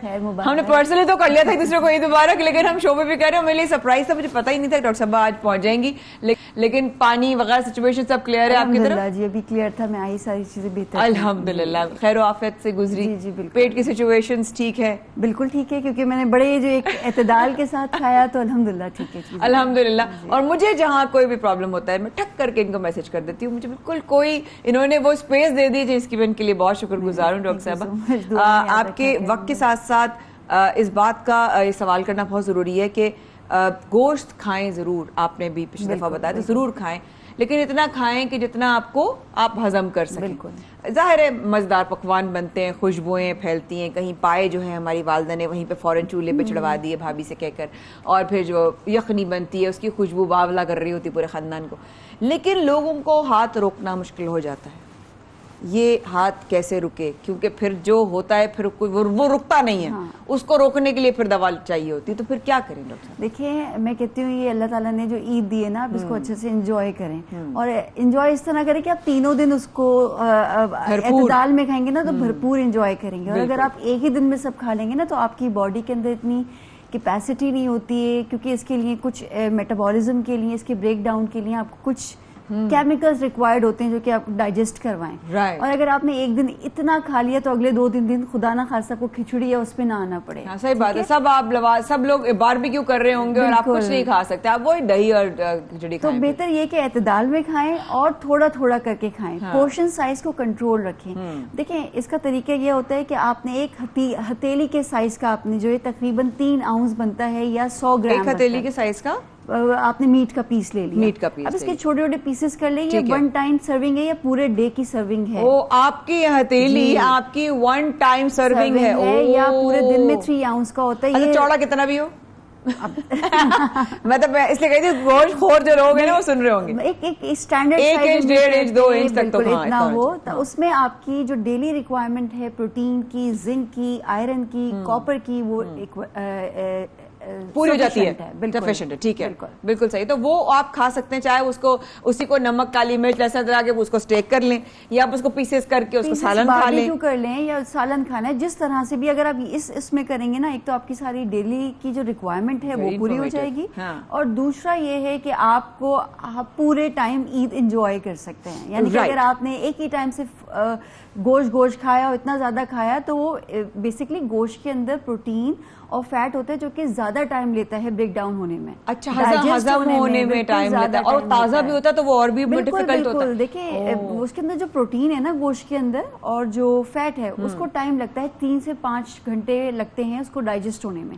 हम इतना टाइम देते नहीं, दोबारा खा लिया, दोबारा खा लिया, फिर क्या होता है हमें एक वॉमिटिंग वाली फीलिंग हो रही है या पेट डिस्टर्ब हो गया, क्योंकि जो डाइजेस्ट करने के लिए केमिकल्स रिक्वायर्ड होते हैं वो उसको डाइजेस्ट करवा नहीं रहे होते, और हम खाए चले जा रहे होते हैं। और फिर उसके बाद जवाब होता है पता नहीं मैं तो ऐसा कुछ नहीं खाया था, पता नहीं। और सबसे उसके बाद हम कार्बोनेटेड ड्रिंक्स जो उसके ऊपर ले लेते हैं, वो समझने बड़ी खतरनाक ऐसी हो जाती है आपकी। अच्छा, साथ साथ आपको सवाल करूंगी नेक्स्ट वाली, यानी कि अगर आप सालन में भी हो या आप यखनी भी पुलाव खा रहे हो, तो उसमें से अपने पाम के साइज की जो मीट है वो आप निकाल के उतनी ही आप खाएं। कोशिश करें कि लीन मीट हो, यानी कि चिकनाई से पाक हो, सादा साफ सुथरा गोश्त हो। और दूसरा ये है कि ये तो मैंने एक हेल्दी इंसान के लिए बताया, बिल्कुल। लेकिन अगर आपकी हेल्थ सिचुएशन लाइक कोई डायबिटीज है या कोई ब्लड प्रेशर है या कोई दिल का मसला है या खुदा ना खास्ता कभी स्ट्रोक का कोई मसला रहे, तो उसमें बहुत सोच समझ के खाना चाहिए, क्योंकि उससे फिर लिंक्ड होता है कि आपके ब्लड प्रेशर या कोई दिल के अंदर कोई मसले मसाइल स्टार्ट ना हो जाए। राइट, तो आप बड़ा सोच समझ के खाना चाहिए। बिल्कुल सही आपने ही कहा था, और मेरी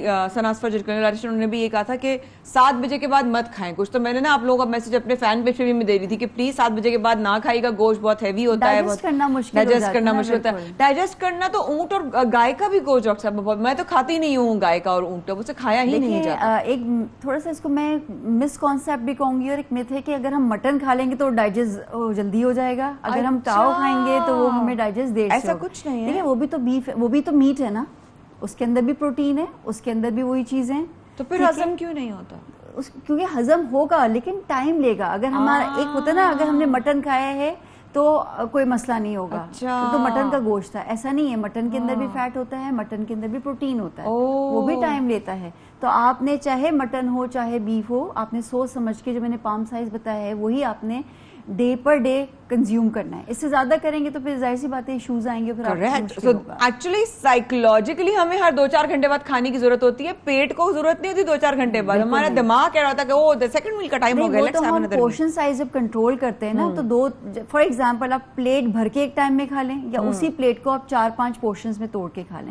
तो आपको ये आपकी बॉडी को टाइम मिल जाता है उसको डाइजेस्ट करने का, और फिर आपको एक अच्छे से, और वो फूड आपको लगेगा भी ठीक है, और आप एकदम सैचुरेटेड नहीं होगी आपकी बॉडी। तो एकदम आप कहते हैं बहुत ब्लोटेड हो गए, लोडेड हो गए, ये हो गए, तो वो चीज नहीं होगी। ठीक है डॉक्टर साहब, 2 चीजें हैं। एक तो ये कि गोश्त से एलर्जी होती है कुछ लोगों को, ये तो लॉजिकल है ना, एलर्जी तो होती है। अच्छा, कुछ लोगों को मटन से नहीं होती लेकिन बीफ से होती है, ये भी है ना, ये भी पॉसिबल है। बिल्कुल है। तो वो ना खाएं, अवॉइड करें अगर उनको खाना है तो। बिल्कुल। देखिए कैसे पता चलता है, फॉर एग्जाम्पल कि अगर मैंने मीट खाया, काऊ का ले लिया, तो मुझे क्या होगा कि मेरी बॉडी पे रैशेज आना स्टार्ट हो गए, या इचिंग स्टार्ट हो गई, या बॉडी के ऊपर जैसे कहते हैं ना, इसको हम आम फैम में कहते पित्ती उछलाई लोग के मोटे मोटे से ददौड़े जो बन जाते हैं। अच्छा, तो इसका मतलब है कि अगर वो मीट के कंजप्शन के फौरन बाद हुआ है और आपने पहले भी नोटिस किया था, तो इसका मतलब है कि कोई एलर्जन है मीट के अंदर जो आपको रिएक्ट किया है और आपकी बॉडी ने उसको रिस्पॉन्ड किया है। ठीक है, तो मीन्स कि फिर नेक्स्ट टाइम आपको अवॉइड करना चाहिए, क्योंकि जब कभी आप कंज्यूम करेंगे मीट, आपको यही सूरत हाल से गुजरना पड़ेगा। अक्सर लोगों को जो है वो खाने का होता है तो वो पहले से एंटी एलर्जी ले लेते हैं, वो भी डज इट वर्क? देखिए पहले से एंटी एलर्जी लेना ऐसा कुछ नहीं है। मतलब अगर मैं कहूँ कि पहले से एंटी एलर्जी ले ली और आपने मतलब अननेसेसरी, हम क्यों मेडिसिन लें? क्यों लें? सही कह रही हैं। ठीक है, अननेसेसरी चीजों को हमारी यही एक गलती करते हैं कि हमने कहा कि ये है और हम ले लें, और उसके बाद देखें हर चीज एक चीज को फायदा पहुंचा रही है। अगर आपने गैर जरूरी दवा ली तो वो भी उसके अंदर भी केमिकल्स ऐसी चीजें होती हैं जो कि आपकी बॉडी उसको भी रिस्पॉन्ड कर सकती है, उससे भी कोई एलर्जन हो सकते हैं, जो एलर्जी हो सकती है। आपको क्या पता क्या रिएक्ट करेगा? आपको नहीं पता। इवन लोगों को एक सिंपल पैरासीटामोल से भी एलर्जी होती है। तो आपको कभी भी गैर जरूरी दवाएं पहले से मैं खा लूंगा, आपने कोशिश करनी है जिससे आपको एलर्जी है आप उसको अवॉइड करें, क्योंकि एलर्जी ये होता है बहुत मुश्किल होती है इसको ट्रीट करना। आप उस चीज से ही आपको होता है कि आप उसको अवॉइड करें। बिल्कुल ठीक है। अच्छा डॉक्टर साहब, अक्सर लोगों का मैदा वैसे ही सेंसिटिव होता है, ठीक है, ऐसी सूरत में लोगों को क्या करना चाहिए? देखिए अब मैं आपको सूरत हाल पता होगी कि मैंने एक लिमिट में अपना देखना है कि मैं कहाँ तक बर्दाश्त कर सकती हूँ। ठीक है, इसी तरह मैंने बताया है कि फॉर एग्जाम्पल अभी ये ईद का सीजन है, हम लोग बारबेक्यू भी कर रहे हैं, एक तो ये कि आपने एतदाल में खाना है, बहुत ज्यादा उसको डीप फ्राई चीजें ना खाएं, बहुत ज्यादा स्पाइसी चीजें ना खाएं, और कोशिश करें लेट नाइट ईटिंग ना करें। लेट नाइट आप पहले से और मतलब 7-8 बजे जो आपने टाइम बताया बेस्ट टाइम है। आपने वैसे तो कहते हैं कि मगरिब के फौरन बाद डिनर कर लेना चाहिए, लेकिन आपको पता है ये हमारे लिए थोड़ा सा पॉसिबल नहीं बिल्कुल होता सही है। कह रही हैं। तो 8-8:30 मैक्सिमम टाइम है इसके खा लें। उसके बाद कोशिश करें कि इतना लंबा फिर आप लेट नाइट ना खाएं, रात को इसपगोल ले लें है ना। इसपगोल की अगर लेयर बैग्स, मैं भी यही पूछने वाली थी रौसा, अक्सर जो ना लोग इसपगोल की लेयर बना लेते हैं कि पहले इसपगोल ले लेते हैं और उससे जो ना वो पेट पे कहते हैं एक लेयर बन जाती है, जिससे जो है ना वो पेट हमारा महफूज है। तो जरा उसमें भी जरा रोशनी डाल दें। नहीं, देखिए इसपगोल के अंदर मेनली फाइबर है जो कि आपको कॉन्स्टिपेशन से बचाएगा, जो कि इस चीजों से बचाता है। ऐसा नहीं कि स्टमक में जाके कोई लेयर बना देगा, उसके अंदर फाइबर होता है। बेसिकली वो फैसिलिटेट करता है कि जो हमारा स्टूल है वो इजीली पास आउट हो जाए। ठीक है, ऐसा कोई नहीं कि लेयर बनाए उसके बाद हम खाते चले जाएं तो बावल हो जाए खा के, ऐसा नहीं। अच्छा, दूसरा एक चीज मैं बताऊं, लोग बहुत ज्यादा ओवर ईटिंग कर लेंगे मीट की, तो उससे कॉन्स्टिपेशन भी होती है। बिल्कुल हो जाता तो है। एक तो पानी का इंटेक भी अपना अच्छा रखें ताकि आपको कॉन्स्टिपेशन ना हो। और दूसरा जैसे कि आपने थोड़ी सी ड्रिंक्स ऐसी पी हैं बजाय इसके कार्बोनेटेड ड्रिंक्स के, आप कोई कहवा ले लें ताकि वो डाइजेशन में हेल्प करे। क्या बात की है, तुर्की में ऐसे होता है, वो लोग गोश्त बहुत खाते हैं लेकिन ज्यादा कहवा पीते रहते हैं। कहवा पी लें तो डाइजेशन में हेल्प करेगी। तो ये चीजों को हम करेंगे तो इंशाल्लाह आपकी ईद अच्छी भी गुजरेगी और आप इसको ऑब्वियसली अभी 2 दिन के बाद फिर वीकेंड आ रहा है तो वो इसलिए, और बारिश भी आ रही है तो जिंदगी मौत बारिश है तो फिर मीट को जरा अच्छे से कुक करके करें, अपने हाथों को वॉश कर लें ताकि कंटामिनेशन ना हो मीट की। और दूसरी चीजें फिर कहाँ मिलेंगी आपको इतनी अच्छी और बातें सिवाय सुबह सवेरे पाकिस्तान के। तो मैं डॉक्टर साहब आपकी बहुत शुक्रगुजार हूँ पूरी टीम की तरफ से। Thank you so much for taking out time. God bless you. रहेंगे राब्ते में इंशाल्लाह, अल्लाह ताला बिलखैर मोहब्बतों के साथ मिलाता रहे। इस वक्फे के बाद रहेगा हमारे साथ सुबह सवेरे पाकिस्तान में। हम कर रहे हैं आपका इंतजार।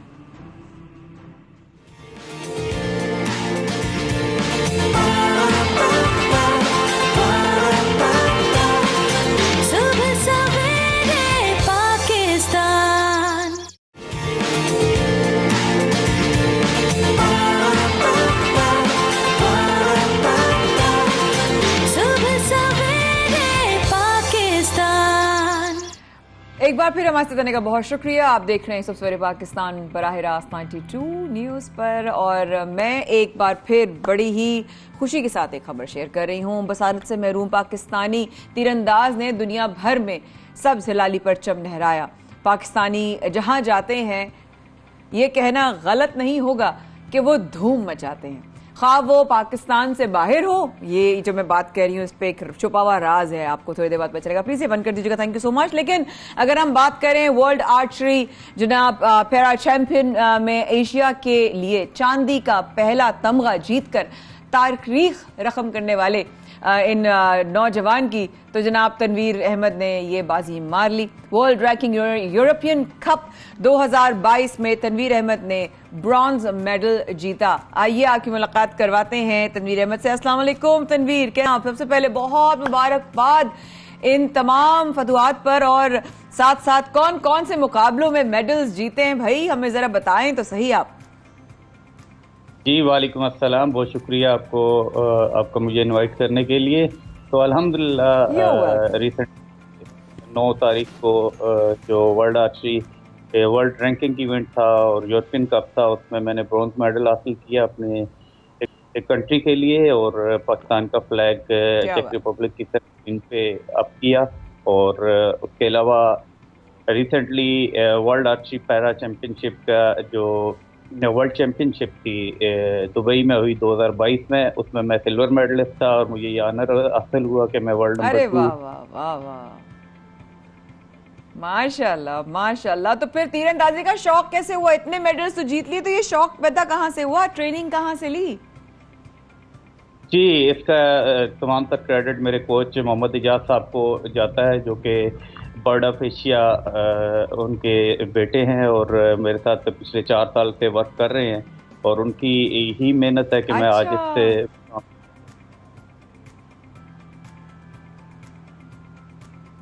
जी बताइए बताइए।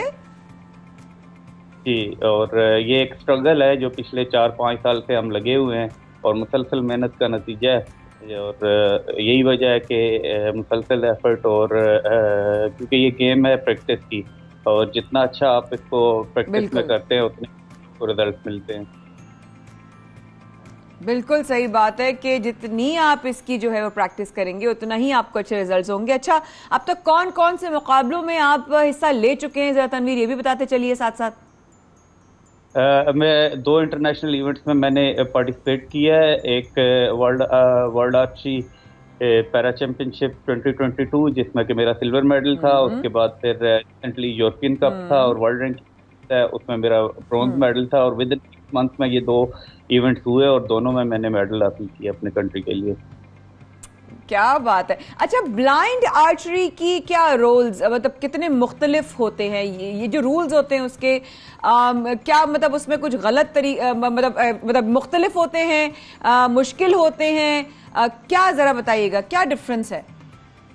या डिफरेंस ये है कि आम लोग जो है तीरंदाजी जब करते हैं तो वो अपने टारगेट को देख रहे होते हैं, लेकिन हमारे लिए ये है कि हम ज़्यादा दूर तक टारगेट को नहीं देख सकते और हम आम के लिए ये है कि उनके लिए एक छोटा सा होल होता है जिसमें से वो अपने टारगेट को देखते हैं, जबकि हमारे लिए एक स्टैंड होता है जिसकी टेक्टाइल जिसको अपना हम हाथ की बैक एंड साइड को टच करते हैं और हमारा कोच जो है हमें एक दफ़ा अलाइन करता है। विद इन 6 एरोज एक दफ़ा हमें अलाइन कर सकता है हमारा कोच और देन अपने आप को हम अलाइन रखते हुए तो 6 एरो शूट करते हैं और उस पर जितने हमारे पॉइंट्स होते हैं उसकी बेस पे हमारी रैंकिंग बनती है and then we go to the knockout round and then for the qualification medal matches too. Tanveer, this is so difficult. No, ये तो ज्यादा मुश्किल है। डेफिनेटली जब आप अपने टारगेट को नहीं देख रहे तो आप अपने माइंड के अंदर एक गोल बना रहे हैं कि दैट इज माय टारगेट और उसको मैंने अचीव करना है। तो इसमें एक एडवेंचरस किस्म की गेम है और अल्हम्दुलिल्लाह के अब तक हम जा चुके हैं कि हम पाकिस्तान का नाम दुनिया के जो नामों में है, दुनिया के बेहतरीन प्लेयर्स हैं उसमें आ रहे हैं हम। मैं आपको पता है मैं आपसे बात कर रही हूँ और मुझे आप पर इतना फख्र हो रहा है, तो मैं ये सोच रही हूँ कि जो आपके साथ आपको देखते हैं खेलते हुए, जिन्होंने आपको देखा है, जो आपके सपोर्टर्स हैं, जिन्होंने सबसे ज्यादा आपको जो है आपका साथ निभाया, उनके लिए कितनी बड़ी बात होगी ये और उनके तो खुशी से आंसू निकल आए होंगे, क्योंकि आप जिस तरह मुझे बता रहे हैं पाकिस्तान का झंडा लहराना, वहां पर जाके अपना नाम, अपने मुल्क का नाम, अब कौन कौन से और कौन से हदफ हैं जो पार करने हैं, जरा वो भी जरा बताते चले दुनिया को। अभी हमारा नेक्स्ट हदफ जो है वो यूरोपियन कप की फाइनल लेग है। ये जो भी हमने चेक रिपब्लिक में खेली ये फर्स्ट लेग थी और इसकी फाइनल लेग है नोटिंगहम यूके में। तो मेरा नेक्स्ट जो है वो टारगेट वो है और उसके बाद नेवरदीलेस 2023 की वर्ल्ड आर्ची चैंपियनशिप है जिसमें एक दफ़ा फिर इंशाल्लाह मेरा कोशिश है कि मैं गोल्ड तक जाऊँ। तो फिर सूटकेस पैक हो चुका है, तैयारी हो चुकी है, पाकिस्तान का झंडा एक बार फिर लहराने के लिए फतेहाब होकर आना है? जी इंशाल्लाह इंशाल्लाह, अल्लाह ताला ने हिम्मत दी और अपनी एफर्ट हमने जारी रखी। की तरह की मंजिल दूर नहीं हमारे से। मैं बता नहीं सकती तनवीर, आपसे मिलकर, आपसे बात कर कर हम सबको इतनी खुशी महसूस हो रही है और आज से आपके लिए साथ जो है वो दुआएं भी हैं और साथ साथ तस्बीहां भी हैं कि इंशाल्लाह जीत के आए। लेकिन बहुत बहुत बहुत हिम्मत वाला काम किया और आपने पता नहीं किस किस के लिए आप इस वक्त इंस्पिरेशन बनकर आए हैं। आप इंसान को खुद पता नहीं होता किसी जिंदगी में वो क्या असर डाल के जाए। मैंने कितना कुछ सीखा है अभी आपसे और आपको खुद नहीं पता होगा कि आपने किस किस की जिंदगी, किस किस के दिल को, किस किस की सोच को, किस किस की इस वक्त जिंदगी के दिन को टच कर दिया होगा। Thank you so much Tanveer. Pakistan को इस तरह ही जो है वो अपना पर फख्र है और इंशाल्लाह ताला इस फख्र को बरकरार रखे। Thank you so much for your time. यूं ही आगे बढ़ते रहिए। आगे बढ़ने की बात करते हैं तो प्रोग्राम में आज बड़ी खास मेहमान है हमारे साथ, 7 समंदर पार से जनाब, ऐसे शहर से जिस शहर का ताल्लुक मेरे महरूम भाई से भी है और वहां से जब कोई आता है वैसे ही तो पाकिस्तानी कोई आता है दूर से तो वैसे ही उससे एक मोहब्बत होती है, ऑब्वियसली अपने वतन से दूर होते हैं और आने वालों को ज्यादा होती है क्योंकि वो अपने घर से, अपने जमीन से, अपनों से, अपनी जबान से, अपनी मोहल्ले की उस दूध पत्ती की दुकान से और अपनी सब्जी वाले को मिस करना, ये सब रौनकें हमारे मुल्क की हैं जो लोग मिस करते हैं। लेकिन ये जो वहां रहकर कर रही हैं ये काम भी कोई छोटा नहीं है। अगर यूं कहूं कि वहां पर 7 समंदर पार लोगों को मोहब्बत करना सिखा रही हैं तो ये कहना गलत नहीं होगा। इनकी किताबें बच्चों की तरबियत में इंतहाई बड़ा किरदार अदा कर रही हैं। कैसे मददगार हैं इनकी किताबें। अमेरिका जैसे मुल्क में मुस्लिम ख़ानदान अपने बच्चों को मजहब से मुताल्लिक़ तालीम कैसे दें। मुझे याद है मेरे भाई मरूम, अल्लाह उनके दर्जात बुलंद फरमाए, उनके घर में लाउंज में एक जगह आजान वाला जो क्लॉक रखा होता था, तो लोग कहते थे कि जब हम जाते हैं, जावेद, घर का नाम जावेद था, तो कहते हैं उनके घर जाते तो लगता है पाकिस्तान में है। तो लोग बड़े परेशान होते हैं, कैसे हो। आज इनसे मिलकर अपनी मादरी जबान को, जहां उन्होंने 7 समंदर पार जिंदा रखा हुआ है, किसी तारीफ मैं कहूंगी ना, मतलब तारीफ मेरे पास अल्फाज ही नहीं है जो मैं इनको सराहूं।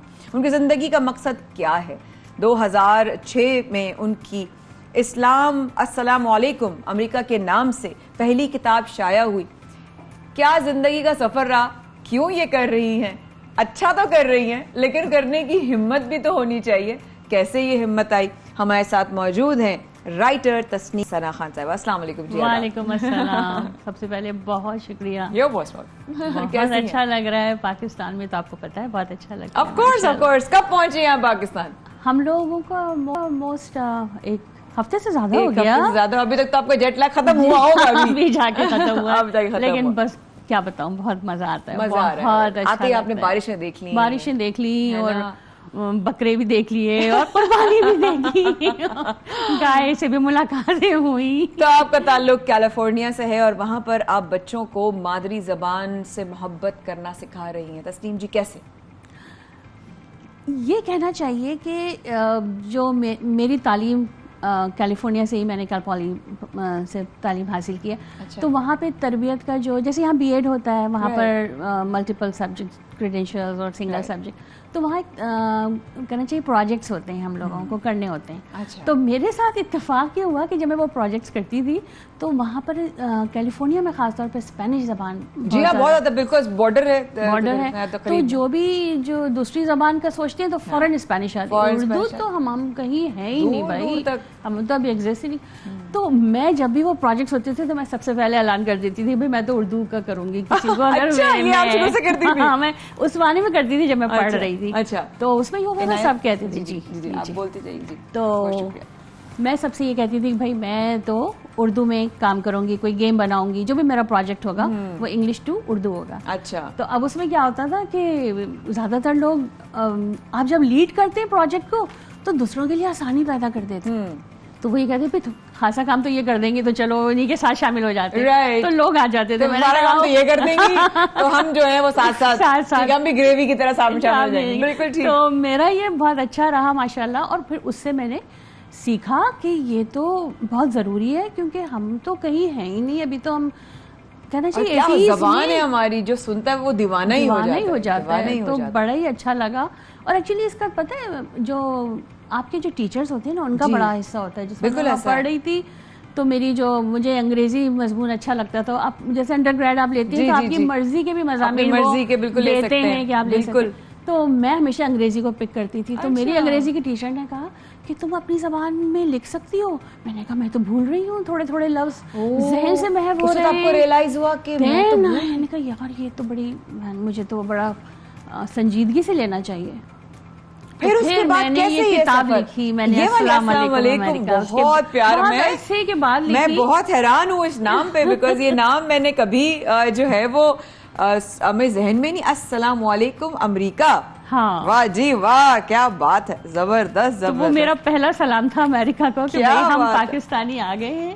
क्या बात है। और मेरे शौहर वसीमुर रहमान खान की तरफ के नाम। क्या बात है। अच्छा, हमारे घर का भी नाम है वकारुर रहमान खान, हमारे जो मरूम भाई हैं, हमारे नाम, हमारे घर का भी नाम कुछ ऐसे ही है।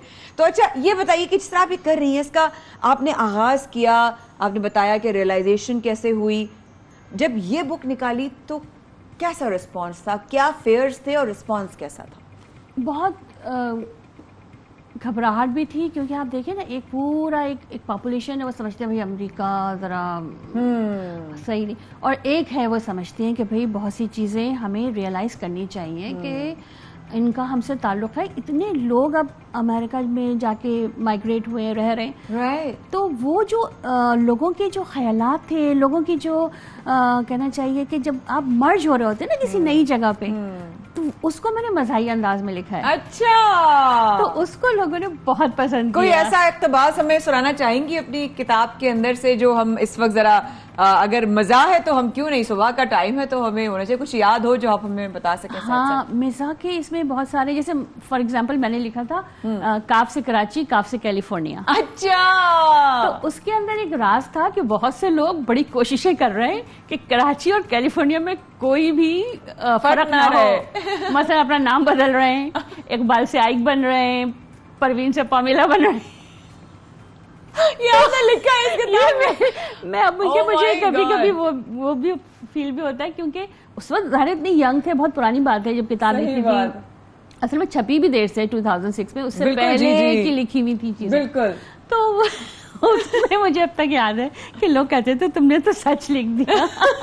तो यानी कि आपको पज़ीराई मिली, इसमें बहुत पज़ीराई मिली, बहुत पसंद की गई किताब, क्योंकि मेरे पास है नहीं, खत्म हो गई पुरानी।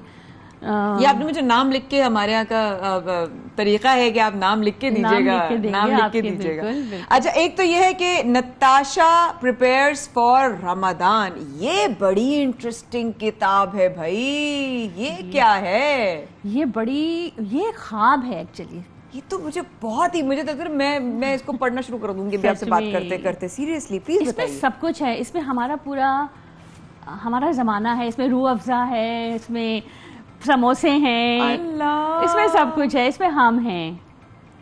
Today is a special day. The first day of Ramadan is tomorrow, and Natasha is preparing with her family.